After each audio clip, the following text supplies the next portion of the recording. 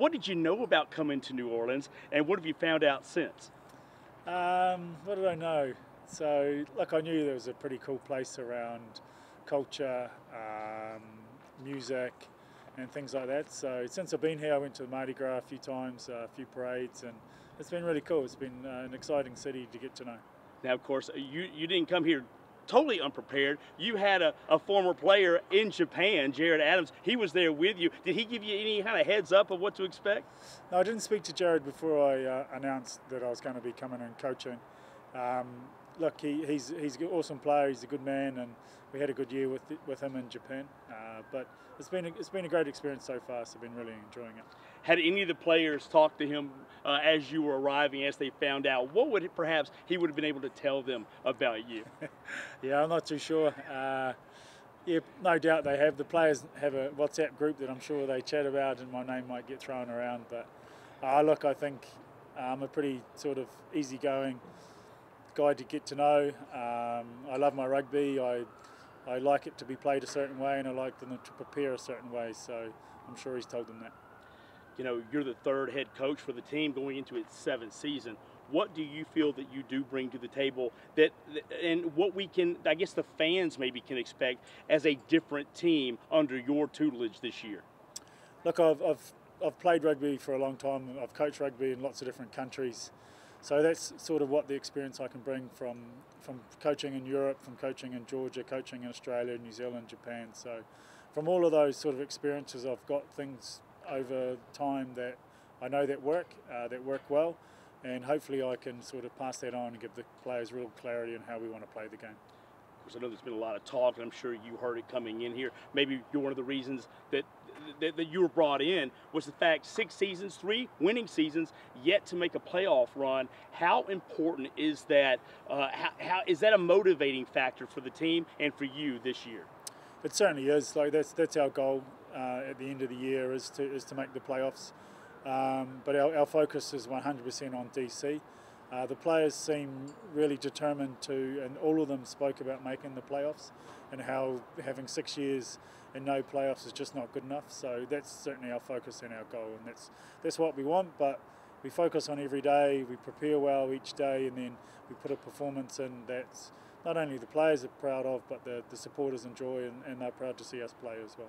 You know, it seemed like last year it was 2 steps forward, 3 steps back at times, go on a bit of a winning streak, then hit 2 or 3 losses in a row as well.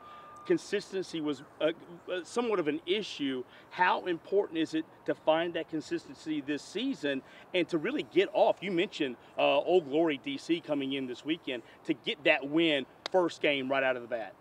Yeah, it's important for that first game to get off to a good start. And look, I think we're prepared really well last week and this week.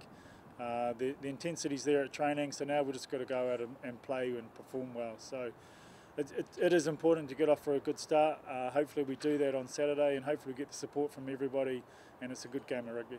How do you feel about the environment in the stadium that you've inherited? Obviously you haven't seen it yet with the fans, but from what you see, this venue, the Gold Mine on Airline, what's your first impression? Yeah, it's a stadium that's got huge potential as a high performance stadium. Like underneath the stands, we've got our gym and our offices and everything. So, look, it's going to be cool. I know these old baseball stadiums get made into rugby stadiums or football pitches, and it's just a good use of it. So, but I know all the boys talk about the tailgating outside and everyone getting excited about that. So I'm looking forward to that. What can you tell the local fans who maybe haven't had a chance to embrace the Gold yet, or rugby as a sport? Again, we've got the Saints right next door. We've got the Pelicans. What can we tell them about embracing a new sporting culture? Yeah, well, rugby's a game that's a physical game. It's a fast game. There's, it's attack and defence in the same motion. So you've got to be able to adapt and do that well. So it's not so much about understanding the rules. I think it's just going there, enjoying the entertainment, enjoying what the players are trying to do. They're going to be physical, there's going to be collisions, they're going to throw the ball around, there's going to be tries. So it's an exciting sort of game, and hopefully people that don't understand it get to understand it really quickly. George, we had a chance to talk to your new captain who's been here for quite a while. Talk to me about naming the captain and the reason behind it and what we can expect from this team. Yeah, I really wanted to have an American as captain at NOLA. and a domestic player. Like, he's played, I think, 60 or 70 games for the Eagles. He's been here since day one, and I was just really impressed right from the word go that he just led with his actions, and he's got a lot of respect from all of the players. So yeah, I just think he was a great choice for us. We had a chance to chat with JP and with Jared as well. What are some other players? What can you tell us about those two guys, or some other players we need to keep an eye on this season? Yeah, look, I think those two are really experienced, good rugby players that bring a lot of passion and a lot of commitment to what they're doing. There's players in the backs that are doing really well. Jordan Jackson-Hope's a talented, skillful player. He sees space well and attacks space well and makes really good decisions. In the forwards, we've got a couple of new loose forwards with OJ and Jonah Mau, who are really physical, really confrontational, and are going to be really on the ball all the time. So they're two guys to look out for. You mentioned that there's a lot of new faces on this team. You inherit a new group.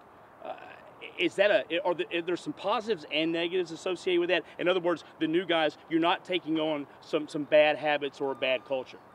Well, yeah, there is. Like, we've got, I think, 15 different nationalities. I've only coached 2 players. So it's about connecting, it's about building those relationships over the pre-season, and it's about growing those connections throughout the season. So once we get those combinations going and the guys understand how we're trying to play, I think they've gelled really well. They've been really committed. They're trying to get better every day, and that's all I can ask for.